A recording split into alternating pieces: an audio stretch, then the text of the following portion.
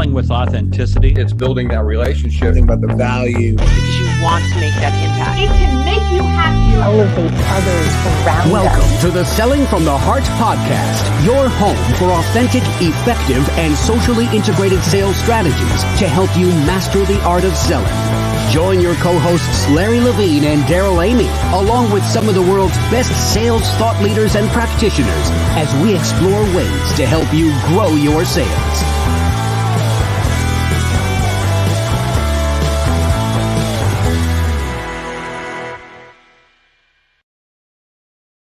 Hello and welcome back to the Selling from the Heart podcast. Your co-host Daryl Amy here today with Larry Levine. What's going on, Larry? Hey, we got all kinds of things going on, but Daryl, you know I've been saying it and I'll keep saying it, but the window, I see 2023.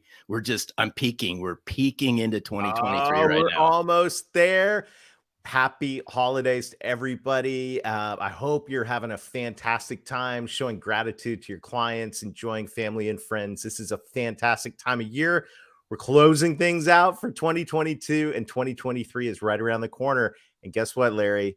It's time to make the big announcement. It's time to let everybody know the 2023. There you go. It's a mouthful. I know that. Come on, man.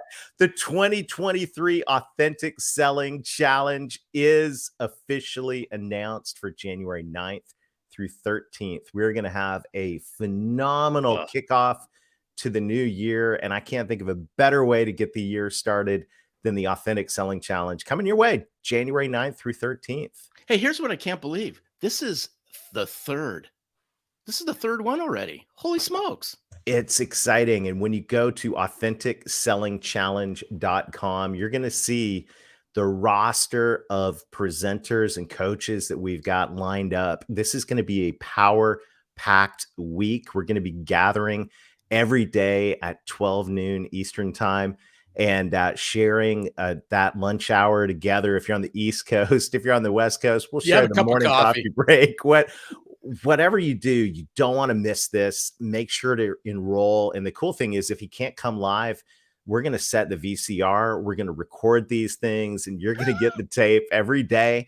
And this is going to be an important way to start off this new year in what, is, let's be honest, challenging time.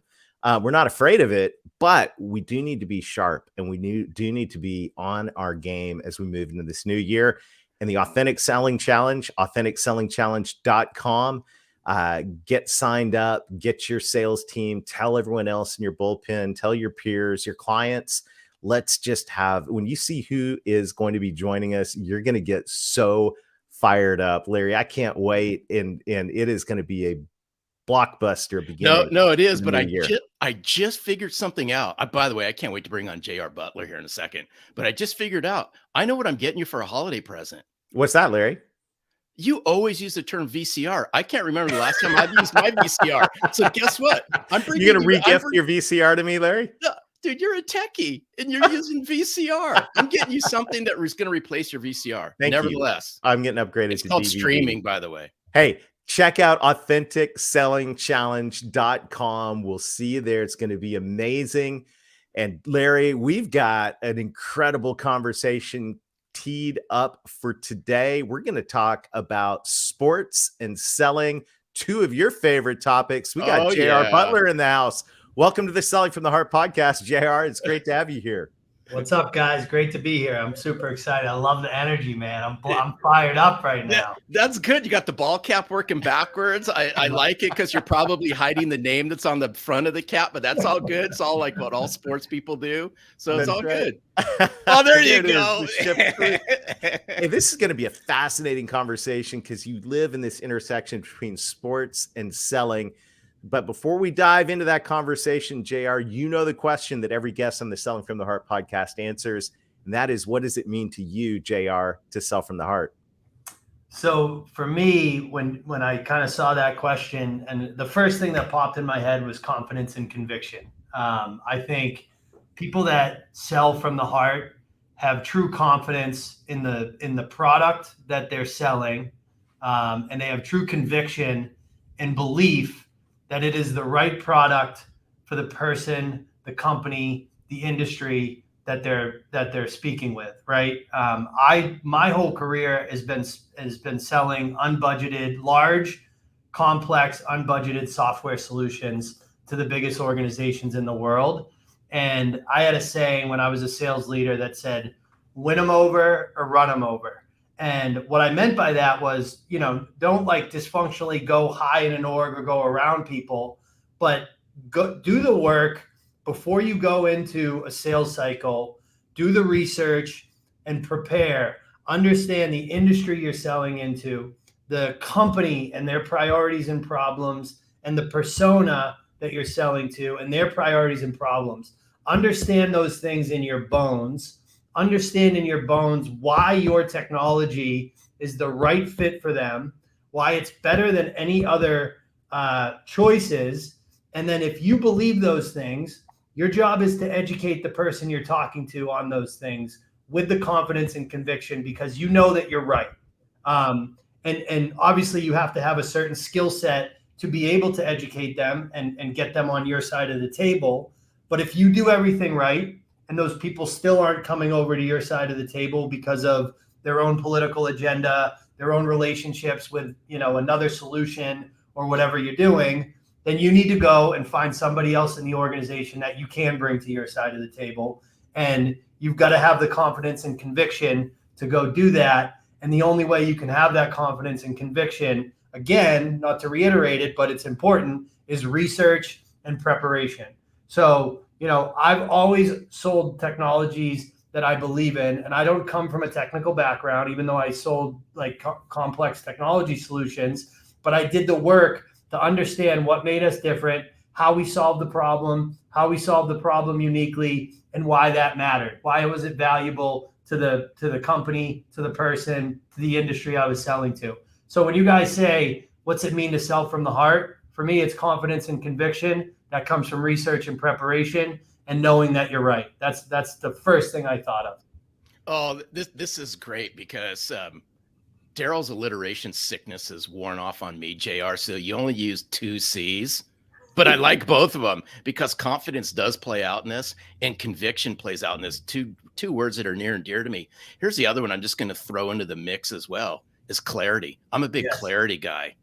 Yep. And if you can deliver a message to an executive or those key decision makers and influencers, if you're confident, if you can deliver it with conviction and you're clear with it, watch what starts to happen. I had to throw another C at you, JR, just because I learned this from Daryl. It's got to be at least 3 of the same letter it has to start with. So you dropped 2, I dropped 1. Now we're good. All right. So Larry, I have a rule. I'm stealing that, first of all. Second of all, I'll give you credit the first 2 times I use it, and then from there on, it's mine. So, dude, it's all good. Rip off and deliver it. So it's all good, dude. Awesome. I love it. Well, JR, we talk a lot about sports here on Selling from the Heart. We have been accused. Who accused us of being the AM sports talk radio that sales? Was so long ago. I can't remember. I don't even listen to AM talk radio anymore anyway. It's Weinberg.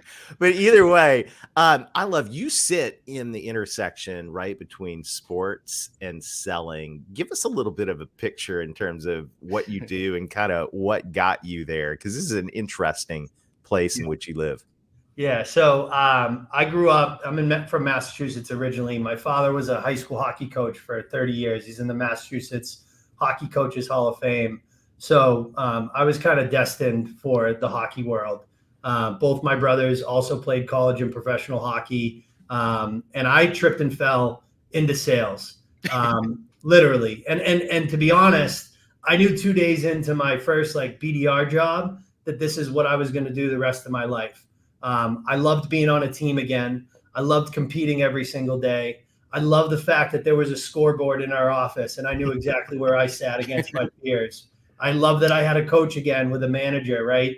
And somebody who cared about my success. And to be honest, going through my early career, having mentors, having people, it was an easier transition for me because I understood what it meant to become a professional.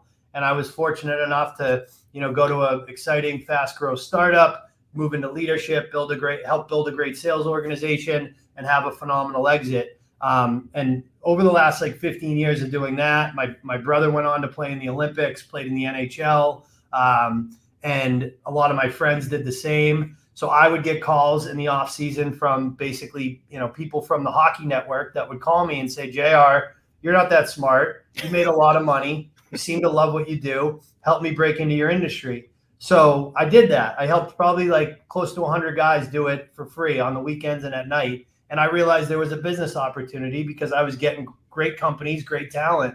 So that's what my company does now is we take former elite athletes, college, professional, Olympic athletes. We put them through a sales training camp, and then we introduce them to over 100 fast growth technology companies across the United States that are looking to hire these kind of gritty, competitive, resilient, coachable people. And we do it across every sport. Over 50% of our candidate pool are females and people of color. So it's not just middle-class white kids that played hockey like me. And it's such a perfect fit. And I'm sure we'll dig into it. But the reason that sports analogies exist so much in business is because they're all true. And there is a lot of parallels. People talk about, athletes are bros, and that's like toxic bro culture.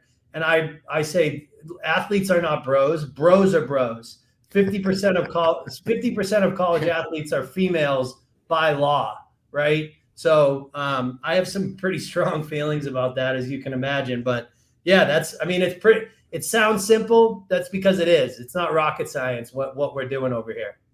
No, but by the way, you used a word near and dear to me, rocket science. My dad was a rocket scientist. So, but nevertheless but here's where I want to go with this. And this podcast, Daryl, can go on for hours. Just you're going to have to come back because we're not going to have enough time to dive into all of this. But in Selling from the Heart, I talk a lot about the difference between a sales rep and a sales professional. And sales professionals do the things that sales reps find excuses for. And the same could be hold. It's like, in prior to us, hopping on this podcast, I shared something with you that we just got a good chuckle about. But as I was writing Selling from the Heart, I talked about, there's a sports analogy that popped through a social news feed. And I said, until salespeople can plan, practice, and prepare like a professional athlete, it's hard to make the analogies. So could you run with that for a second, JR? I'd just be curious your thoughts on this. Yeah. So I told you that I had my own 3 Ps. Yeah, you did. Right. Of why I think if you can get an athlete to take their identity and refocus it towards a sales career, why they can be sales professionals versus sales reps. My dad used to say to us when we were little, Larry, he's a hockey guy. He used to tell us literally when we were like 7, there's a lot of people that play hockey, JR. There's not a lot of hockey players. And there's a difference. There's a lot of people that sell stuff. There's not a lot of sales professionals, right? Yes. And in sports, what you do to become elite in sports, and actually I would say in anything, music, whatever. My 3 Ps are passion for excellence, practicing with intention, and pursuing goals, right? And when I look at athletes that become great, those 3 traits are consistent across the board. Passion for excellence is understanding the skills, the habits, and the process that you need to get good at to be great, right? That's number 1. And the same thing exists in sales. Then once you understand those skills, habits, and process, then you practice those with intention until you're great at them. You practice them with your peers, and it's not just, like going through the motion reps. It's perfect practice makes perfect from our friend Vince Lombardi, right? And the way you do that is with your peers, with leaders, and you're doing it consistently. Not just, hey, I got this done. I know how to make a cold call. Now I'm good. It's like, no, you got to keep practicing that thing with intention and keep practicing it and continue to practice it for the rest of your career, right? Michael Jordan didn't stop taking free throws when he was 23 years old, right? He did it for his entire career. So same idea, right? So you get the passion for excellence, and then you apply those things, the skills, the habits, the process, practice with intention in order to pursue goals, right? And those can be weekly, monthly, quarterly, or career-wise, right? The reason that I'm going to continue to practice writing really effective cold emails is because I want to become a CRO someday, or I need to hit my number of meetings if I'm a new entry-level sales rep this week, next week, this quarter, this month. So it's not just practicing, and it's not just like understanding what those skills, habits, and process are, but it's using that to pursue specific goals and to hold yourself accountable to reaching those goals. And when you don't reach those goals, doing the work to figure out why you didn't, right? This is how, in college sports, and at the end of every season, you have an exit meeting with your coach. Hey, this is what we talked about at the beginning of the year. This is what you actually got done. Here's where the weaknesses are. Here's what you need to do this summer to get better. So that's like, if you can apply those three things, if you can catch an athlete right as they're finishing their sport, which is what we're fortunate enough to do, and we can remind them like, hey, this is how you got great at this. It's the same thing. Now it's just, you're not going to be on the ice. You're not going to be on the field. You're not going to be on the court. You're going to be, in Salesforce.com and LinkedIn Sales Navigator, right? But it's the same thing. Like, do the same things, and you're going to be great. You're going to be elite at this thing if you approach it the exact same way. I love what you just shared. The whole concept of what passion for excellence.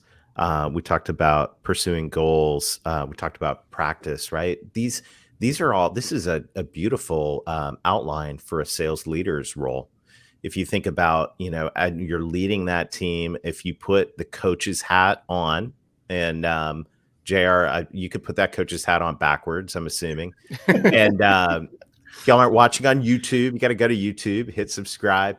But the inside joke. But if you think about that sales leader role as a coach, if the sales leader were treating his sales team or her sales team like a coach led an athletic team, this whole concept around the passion, the culture, the energy, the goal setting, and then the practice, these are things that sadly I think get overlooked in a lot of sales teams.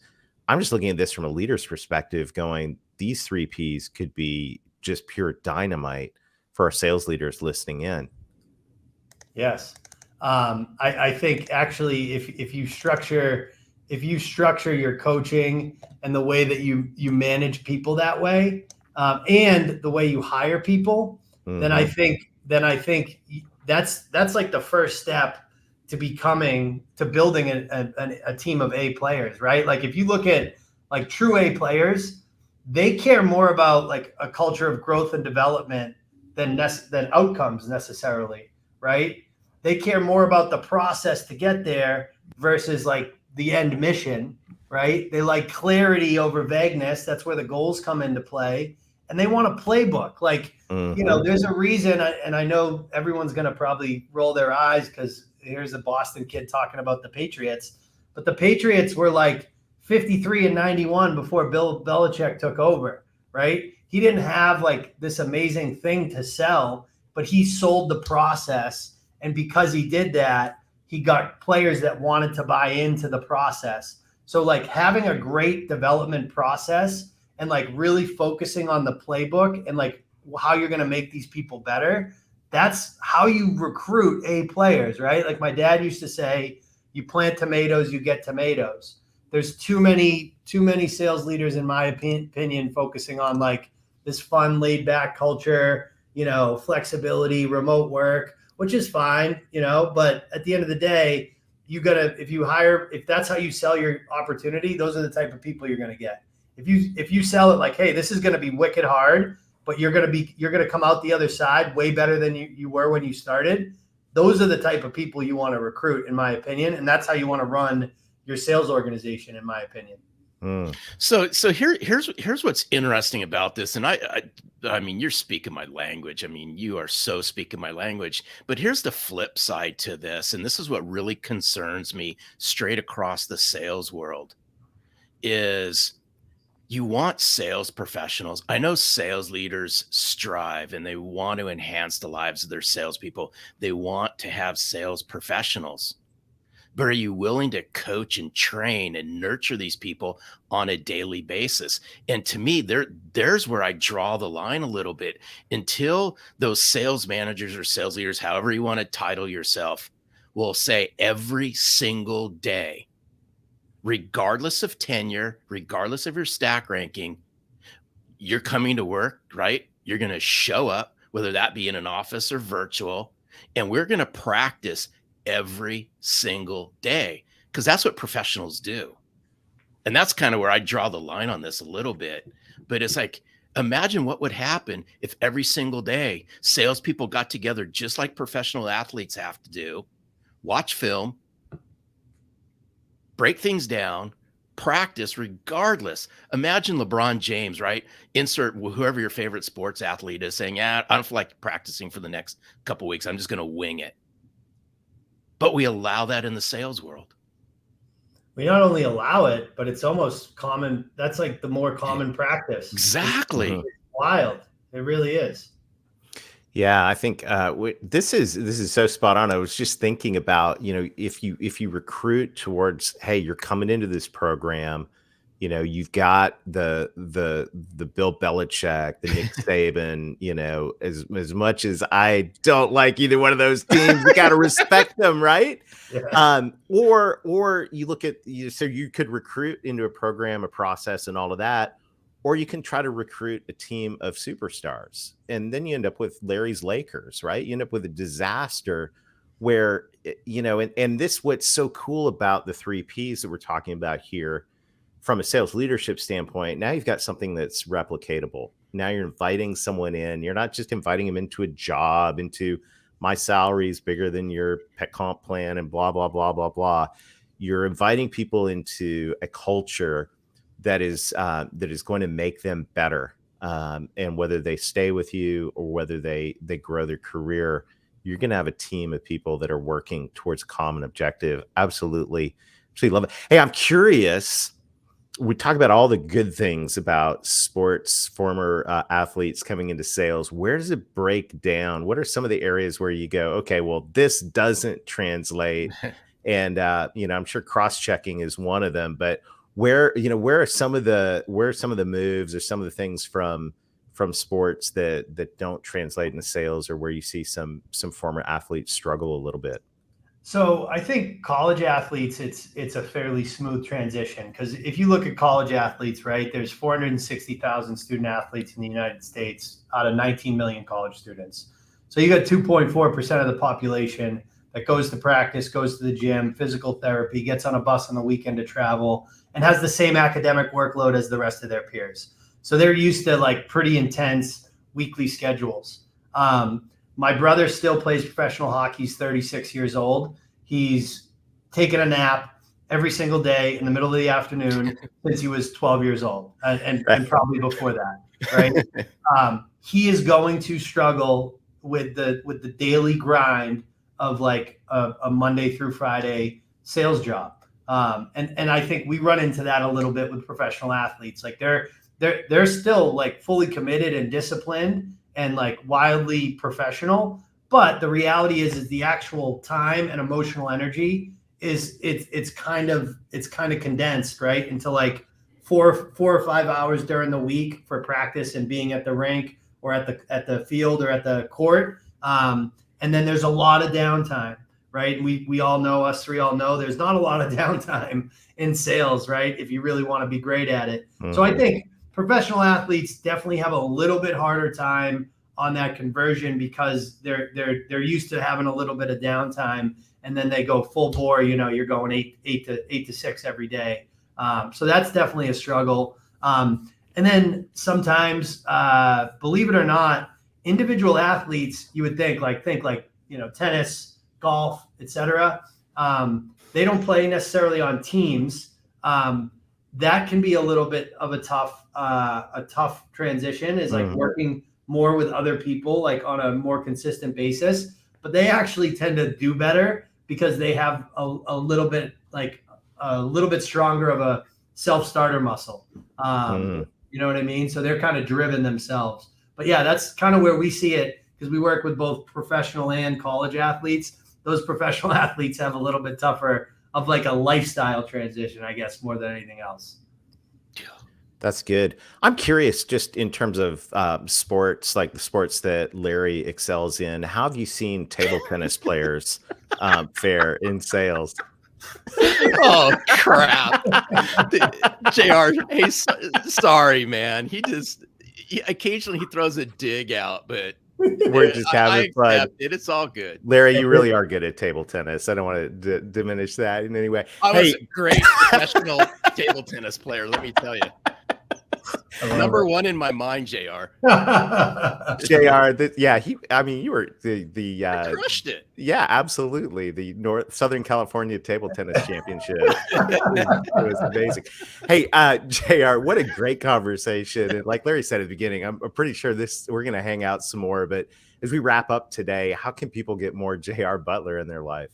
Yeah, I mean, obviously our website's just www.shiftgroup.io. They can find us there. They can follow me on LinkedIn, JR Butler. I'm definitely like, I'm a Boston kid, and it comes across, I think, in my LinkedIn persona.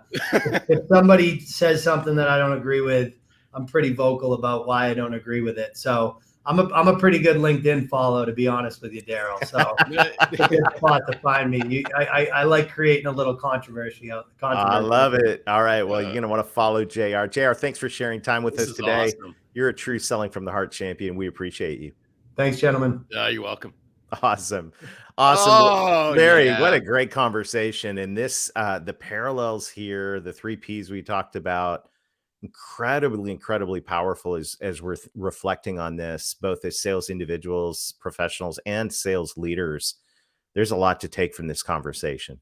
No, absolutely. I'm going to go back to this. And, people have thrown darts at me before, and they'll continue to throw darts at me. There is a difference between a sales rep and a sales professional. Go back, right? Go back and rewatch this and rewatch this and rewatch this again.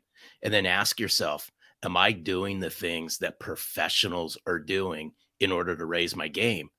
And if you have to take more than a couple seconds to think about it, then I encourage you, start doing those things. Great time of year to do some self-reflection in all of those areas, in terms of your passion, in terms of practice, in terms of your goals that you're pursuing for 2023. That was the big thing I wrote down and circled. This is the time of year to be able to think about those goals. So what a great conversation. I want to encourage everybody to take action on this. The other piece of action I want everybody to take right now is to go to www.AuthenticSellingChallenge.com. The new 2023 Authentic Selling Challenge, never been done before, never to be done again. The 2023 Oh, you're pretty Authentic smart, Selling Daryl. Challenge. Wow, that's right. That's a good one. Hey, you don't want to miss it, and it's going to be a great way to start the year. And we want to ask, as a listener to the podcast, will you do us a favor? Help us spread the word about this. When you go to the website, you're going to see an incredible roster of coaches who are generously investing in each one of us. Do us a favor, take that domain, AuthenticSellingChallenge.com, share it on your social, let your clients know about it. And this is going to be an incredible kickoff to the new year. And I'm so excited for all the things that are ahead. Larry, there's more to roll out. So stay tuned. Make sure to like or subscribe. If you haven't checked us out on YouTube yet, you don't want to miss that. You can see Larry live on YouTube every week. Hey, I work hard on this, guy. I work hard on this, guys. Yeah, the hair and makeup. Oh, we man. spare no expense on that. Zero. So check us out. Hey, everybody, once again, happy holidays. We're right here. This is being released in the middle of December. And so this is a time to show gratitude. And I want to say, Larry, and I know you share my heartfelt gratitude to everybody in the Selling from the Heart community. What an amazing year this has been, and how cool it is to be at the epicenter of a movement of authenticity right here in the sales profession. Yeah, it's been a journey. I look back and I go, holy smokes, it's been 5.5 years since you and I started this podcast, and look what's happened in 5.5 years. I sincerely appreciate each and every one of you. But Daryl, before you sign off, you let the cat out of the bag and you swore to me you would keep this table tennis thing a secret. Well, now that the cat's out of the bag, right? So yes, I was. Game on, Larry. Oh, it is game on. I mean, I crushed it as a teenager playing table tennis. That's good. Well, we'll have a future episode on the parallels between success in ping pong and sales. Although I think, well, yeah, we could just have fun with that. Stop. Hey, Larry, I appreciate you. I'm not telling you any more secrets. I'm thankful for all that we get to do here. Thank you to everybody in the community. Till next week, keep being genuine, keep being authentic, keep adding real value. Think like a professional athlete, act like a professional athlete, and most of all, sell from the heart.